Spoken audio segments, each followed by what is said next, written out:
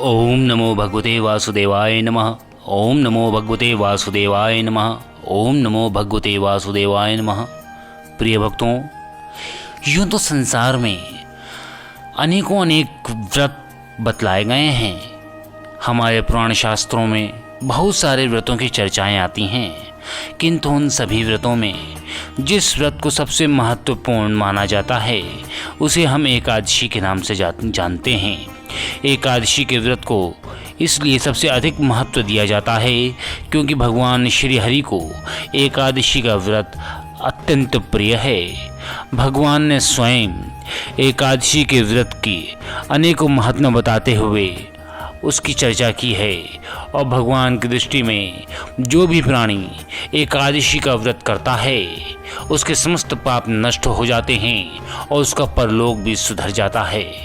आज हम आप सभी को अपरा एकादशी का महात्मा और अपरा एकादशी की दिव्य कथा का चर्चा करेंगे।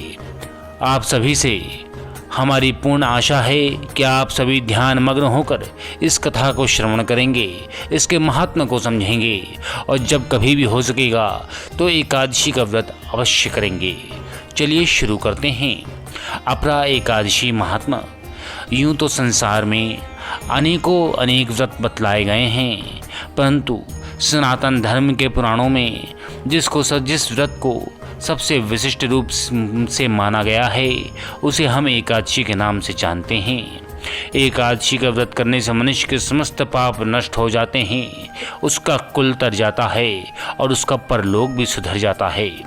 एकादशी का व्रत करना समस्त प्राणी मात्र के लिए एकमात्र ऐसा साधन है जिसके द्वारा वह स्वयं के साथ साथ अपने कुल का भी उद्धार कर सकता है। अतः हम सभी को यथासंभव एकादशी के व्रत को अवश्य करना चाहिए क्योंकि एकादशी का व्रत भगवान नारायण को अधिक प्रिय है। चलिए अब आप सभी ध्यानपूर्वक अपरा एकादशी की कथा का श्रवण कीजिए। श्री युधिष्ठिर जी बोले, हे भगवान, ज्येष्ठ मास के कृष्ण पक्ष की एकादशी का नाम क्या है तथा उसका क्या महात्म है, सो कृपा पूर्वक आप सविस्तार कहिए। भगवान श्री कृष्ण बोले, हे राजन, ज्येष्ठ मास के कृष्ण पक्ष की एकादशी का नाम अपरा है। कुछ लोग इसे अश्ला भी कहते हैं। यह पुण्य देने वाली एकादशी है। जो भी मनुष्य इस एकादशी का व्रत करते हैं उनकी लोक में प्रसिद्धि होती है। अपरा एकादशी के व्रत के प्रभाव से ब्रह्महत्या, भूत योनि, दूसरों की निंदा आदि के पाप नष्ट हो जाते हैं।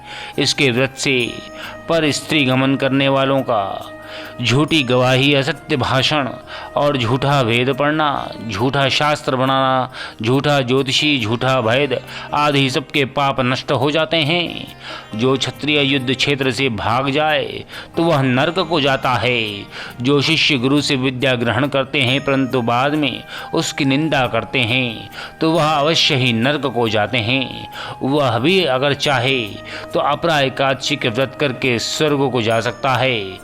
जो फल तीनों पुष्करों में स्नान करने या कार्तिक में स्नान करने से अथवा गंगा जी के तट पर पितरों को पिंड दान करने से या सिंह राशि वालों को बृहस्पति के दिन गोमती में स्नान करने से प्राप्त होता है, कुंभ में श्री केदारनाथ जी के दर्शन करने से तथा बद्रिकाश्रम में रहने से तथा सूर्य चंद्र ग्रहण में कुरुक्षेत्र में स्नान करने से जो फल मिलता है वह फल अपरा एकादशी के व्रत के बराबर है।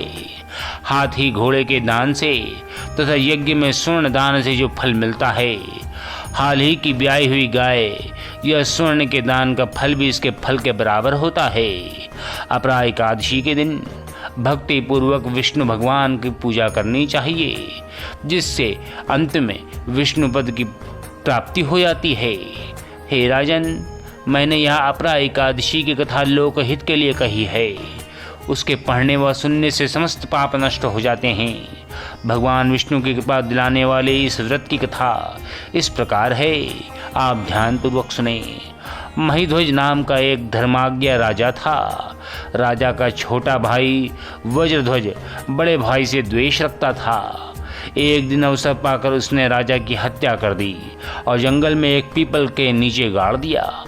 अकाल मृत्यु होने के कारण राजा की आत्मा प्रेत बनकर पीपल पर रहने लगी। मार्ग से गुजरने वाले हर व्यक्ति को आत्मा परेशान करती। एक दिन एक ऋषि इस रास्ते से गुजर रहे थे।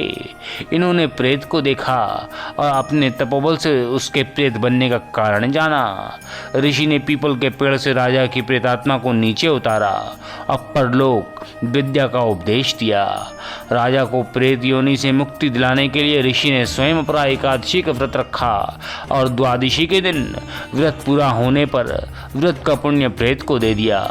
एकादशी व्रत का पुण्य प्राप्त करके राजा प्रेत योनि से मुक्त हो गया और स्वर्ग को प्राप्त हो गया। अतः ये एकादशी के व्रत का महात्मा ही था, जिससे प्रेत योनि से मुक्ति पाकर वो प्रेत स्वर्ग को प्राप्त हुआ और अपनी मुक्ति को जा लगा। आप सभी को ज्ञात हो कि भगवान ने अनेकों बार अनेकों कथाओं में एकादशी के व्रत का महात्मा समझाया है।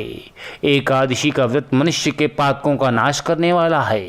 अतः हम सभी को यथा संभव जब भी हो, जब समय मिले, तो एकादशी का व्रत पढ़ने पर एकादशी का व्रत अवश्य करना चाहिए। और विशेष रूप से एकादशी के दिन चावल नहीं खाना चाहिए, क्योंकि अन्नदान के त्याज्य के साथ ही चावल का त्याज्य विशेष रूप से माना गया है। क्योंकि एकादशी के व्रत में अन्न का दान करना चाहिए, अन्न को खाना नहीं चाहिए, और विशेष रूप से चावल को तो बिल्कुल भी नहीं खाना चाहिए, क्योंकि इससे भगवान श्री हरि रुष्ट होते हैं। ओम नमो भगवते वासुदेवाय नमः। ओम नमो भगवते वासुदेवाय नमः। ओम नमो भगवते वासुदेवाय नमः।